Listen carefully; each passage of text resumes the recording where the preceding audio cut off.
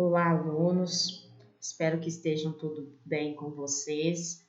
Hoje a professora Letícia preparou uma aula sobre fonoortografia. O meu objetivo nessa aula é que vocês aprendam a escrever adequadamente, seguindo as normas linguísticas adequadas, para que vocês melhorem a escrita de vocês. E hoje nós vamos estudar o que é fonoortografia, o que é ortografia, algumas palavrinhas que dão branco, não sabe se é uma coisa, se é com Z, com S, como que eu vou saber? Nós vamos estudar vários aspectos de concordância nominal e verbal, então é muito importante a aula de hoje. Vamos lá. Primeira coisa, vocês viram essa palavrinha, fonoortografia. Aí vocês se perguntam, o que é isso? Esse termo estuda as determinadas realizações linguísticas presentes na escrita dos estudantes que são motivadas pelo desconhecimento das características fonológicas e ortográficas básicas. Fonológica, quando a gente fala nesse termo, a gente está falando do seguinte, da fala, e a ortográfica da escrita. Então, a fonoortografia se estuda isso, a relação entre a fala e a escrita. A ortografia, essa palavrinha, ela veio do grego, que significa escrever correto, emprego correto das letras. E esse é um termo muito usado na língua portuguesa e vocês com certeza já devem ter ouvido falar. Aqui eu ainda coloquei alguns exemplos antes da reforma ortográfica. Linguiça tinha o trema, que é esses dois pontinhos aqui em cima do. Depois da reforma ortográfica não tem mais trema, ficaria linguiça. Então, lógico que não muda o jeito de falar, somente o acento que não tem. Voos, antes tinha acento, agora não tem. Assembleia tinha acento, agora não tem. Então, são todas as regras da reforma ortográfica que mudaram e são estudadas na ortografia. Para a leitura da aula de hoje, eu trouxe um trechinho de um poema do Oswald de Andrade, que diz assim: "Dê-me um cigarro", diz a gramática, do professor e do aluno, e do mulato sabido. Mas o bom negro e o bom branco da nação brasileira dizem todos os dias: "Deixa disso, camarada, me dá um cigarro". Por que eu escolhi esse trecho para a nossa aula? Hoje a gente vai falar da gramática, da norma culta, para vocês entenderem a diferença entre a linguagem informal do dia a dia e a linguagem formal. Esse é meu objetivo da aula de hoje, vocês entenderem a diferença entre eu estar conversando com um aluno pelo WhatsApp ou escrevendo uma redação para entregar para a professora, ou redigindo um documento. Tem diferenças eu fazer uma postagem no Facebook e escrever um relatório. Então, tudo isso precisa ser adequado a determinado tipo de linguagem. Aqui a gente vai começar com os fenômenos do nível semântico relacionados à ortografia. Existem palavras que nós chamamos de palavras sinônimas. O que é isso, professora? Palavras sinônimas são as que têm o mesmo sentido. Aqui eu coloquei um exemplo. Não tenho meios para comprar este material agora. Meios aí é a mesma coisa que recursos. Recursos financeiros, no caso. Que é para comprar, então é financeiro. Já as palavras antônimas são as palavras que têm o sentido contrário. Igual aqui, traços que transformam, fixam uma qualidade precisa aos livros. Que transformam. O oposto de transformar é algo permanente. Então, as palavras antônimas é o oposto e sinônimo é o mesmo sentido. Vamos começar com o emprego dos homônimos e parônimos. Nossa, professora, o que é isso? Os homônimos são as palavras que são pronunciadas da mesma forma e tem a parte semântica dela, o sentido é diferente. E as parônimas são parecidas, mas têm sentido diferente também. As palavras homônimas. Quem é são? Não é Paulo, é Verdão. Palavras iguais no som e na escrita, porém divergentes semanticamente, que é no sentido. Aqui algumas palavras parônimas. A dispensa completa de alimentos, dispensa restaurante. Aí, despensa e dispensa. Parece bastante, porém tem um significado diferente. O professor cerrou a porta e não deixou os alunos entrarem. Esse cerrou, o marceneiro cerrou a porta no tamanho solicitado pelo cliente. Outro cerrou. A descrição é um tipo de texto. A descrição é qualidade imprescindível a um psicólogo. Então, são palavras que parecem, mas têm sentido diferente. São parecidas no som e na escrita, mas o sentido é diferente. Vamos ver umas mais usadas por vocês. A palavrinha mais com i e o mas sem o i. A palavra mais é o oposto de menos, é o mais da matemática, que indica soma, um aumento. Quero ir mais vezes para a Europa. Quem não quer?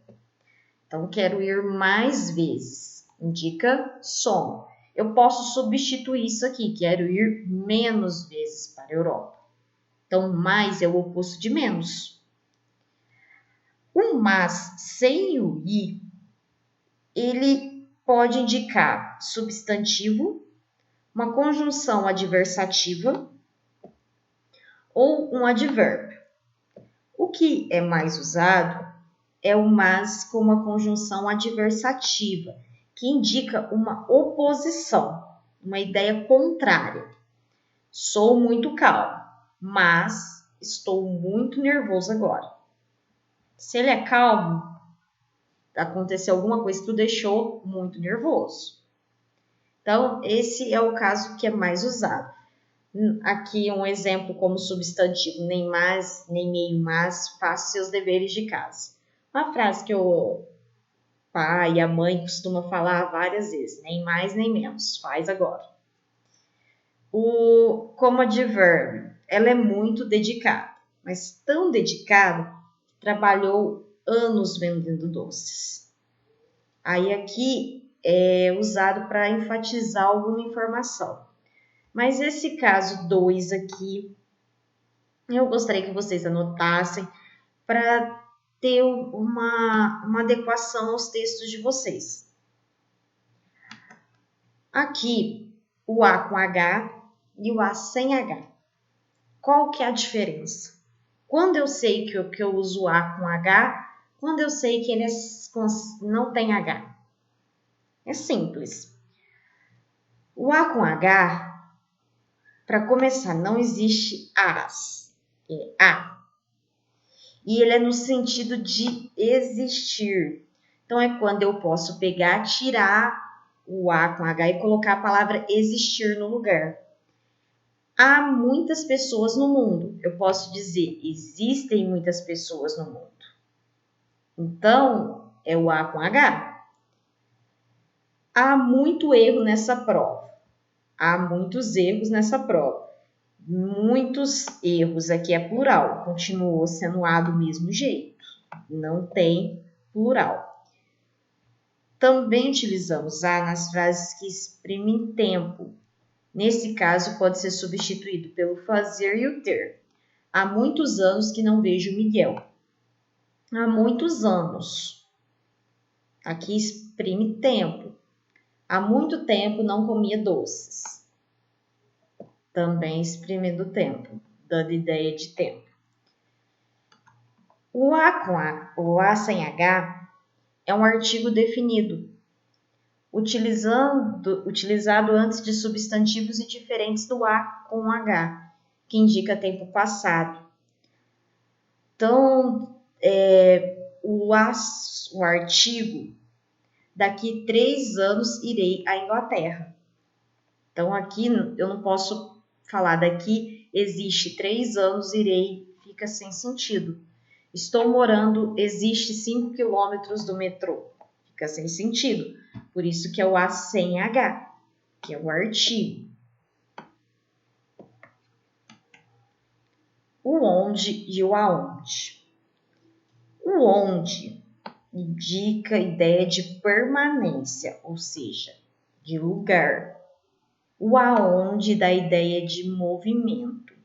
Isso é importante.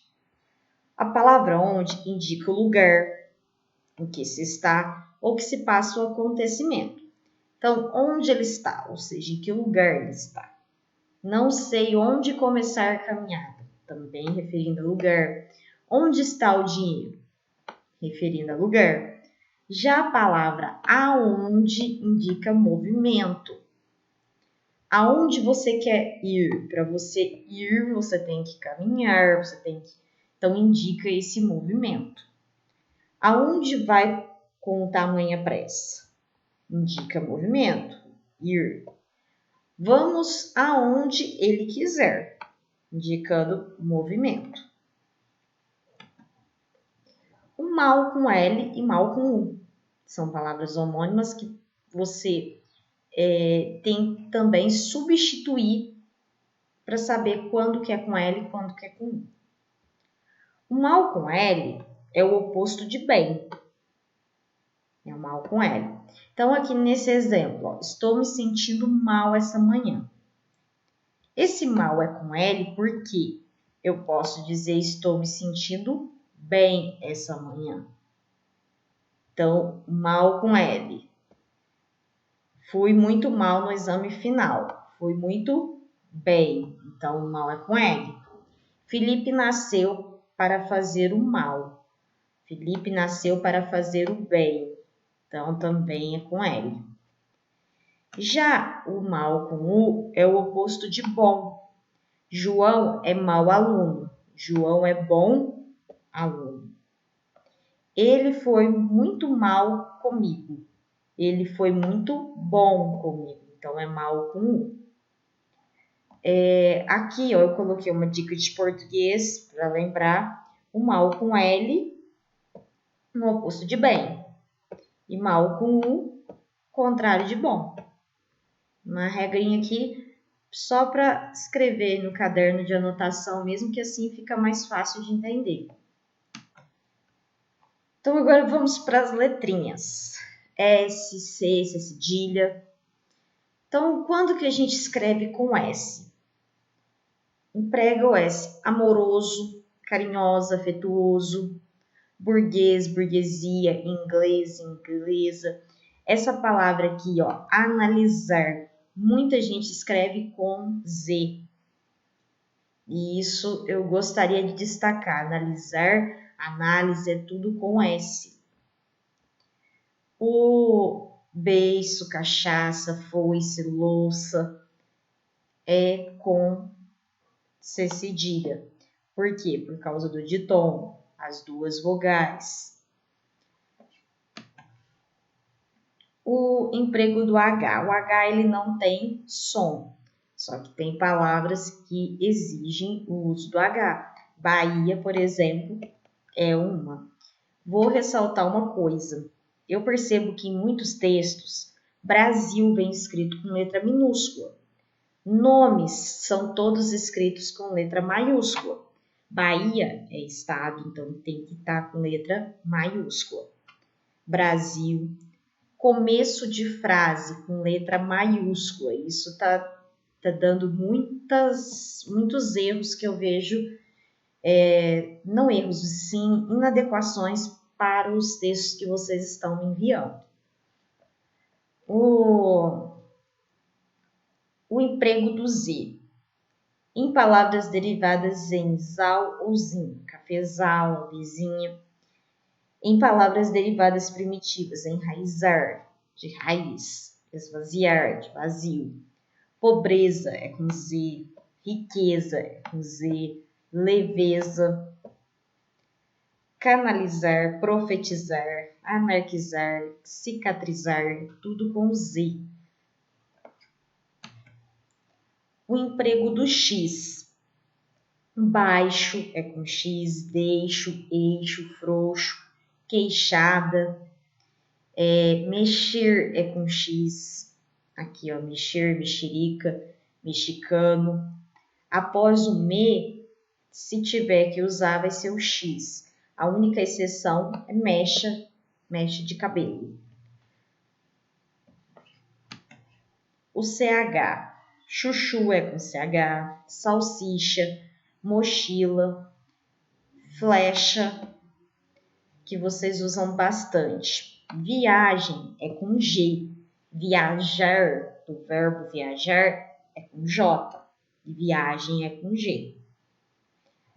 Vertigem, ferrugem, contágio. Olha o contágio do coronavírus. Contágio. Prodígio, relógio, refúgio. Vertigem, selvageria, selvagem, faringite. Muitas palavrinhas. Com J, laranja, loja, cereja, nojo, viajar, que eu falei no slide anterior, canjica, genipapo, giló. Giló a gente vê escrito muito com G, aí fica guiló, mas é giló. Jiboia, pajé. Aqui, ó, abençoe. Abençoe é com C cedilha, magoe, perdoe, diminui, influi, possui. Nós tivemos uma reforma ortográfica. O que muda? As letras K, W e Y não pertenciam ao nosso alfabeto. Depois da reforma ortográfica, em 2010, o alfabeto passou a ter 26 letras porque elas pertencem agora ao nosso alfabeto também. O trema, que é aquele acento lá da linguiça que eu falei para vocês, ele não existe mais. Teve mudanças com o uso do hífen. O hífen é aquele tracinho que existe nas palavras, em algumas palavras. A perda de acentos gráficos também. Nós vamos ter uma aula de acentuação gráfica, porque eu percebo muitos textos sem acentos, então nós vamos estudar isso também. O que muda? Anti-higiênico, coerdeiro, macro-história, mini-hotel, sobre-humano, super-homem, ainda continua com o hífen, ultra-humano. Agora, se for uma vogal mais vogal, tipo aeroespacial, antes aqui tinha um hífen, agora escreve tudo junto. Anteontem, antieducativo, autoaprendizagem, autoestrada, coautor, coedição, extra-escola, infraestrutura, é escrito tudo junto. Porque são duas vogais. Termina com uma vogal, inicia com uma vogal. Então, aí perdeu o hífen. Agora, se for vogal idêntica, tipo I, A, aí continua com o hífen. As únicas exceções que nós temos são coobrigar, coordenar, cooperar, cooptar e reescrever. Lógico, dentro dessas palavras existem outras também. Eu disse únicas, mas únicas aqui nesse slide, mas existem outras palavras. Micro-ondas escreve com hífen, ó. Anti-inflamatório. São algumas dicas para vocês. Se for vogal mais consoante, anteprojeto, antipedagógico, autopeça, ficou tudo junto. As exceções que são mais vistas vice-rei, vice-presidente, continua com o hífen do mesmo jeito. Se for uma vogal e uma consoante, sendo R ou S, dobra, fica 2 R's e 2 S's. Antirracismo, antirreligioso, antissocial. Essa palavra a gente usa bastante, olha o jeito que ela ficou, antissocial. Consoante mais consoante ou consoante mais vogal. Hiper, requintado. Interracial. São consoantes iguais. Então, tem a separação pelo hífen, por ser iguais. Agora, a vogal, as consoantes diferentes, mas a vogal aí ficou unida. Hipermercado, intermunicipal, super interessante. Super interessante ficou, eu acho assim, que ficou mais fácil de escrever, porque parece que a gente fala já junto, nosso modo de falar. Há sempre hífen com os prefixos além, ex, sem, recém, pré, pós, vice. Tipo, todos esses prefixos aqui, ó. Além, mar, ex-presidente, sempre vai ter hífen. Sem terra, recém-nascido, pré-história, pós-graduação, vice-presidente, sempre vai ter hífen. Não há hífen com palavras que perderam noção de composição, tipo girassol, manda-chuva, paraquedas. As exceções é para-choque, para-brisa.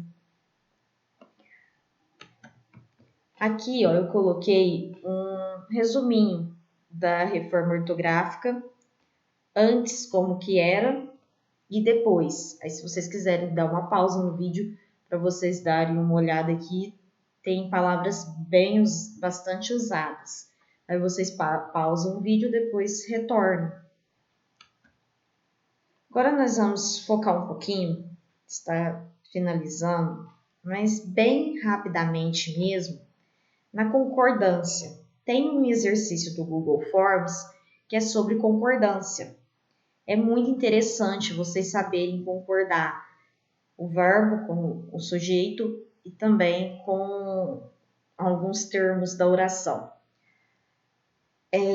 Concordância são relações morfossintáticas entre os termos da oração. Primeira coisa, o que é singular e plural? Singular é apenas um. Plural, mais de um. A menina é singular. As meninas, plural. Gênero, o que é gênero? Masculino, feminino. Então, a menina, o menino. Isso é gênero. Então, a concordância nominal vai estudar os números e gêneros. E a concordância verbal é a relação entre o verbo e o sujeito da frase.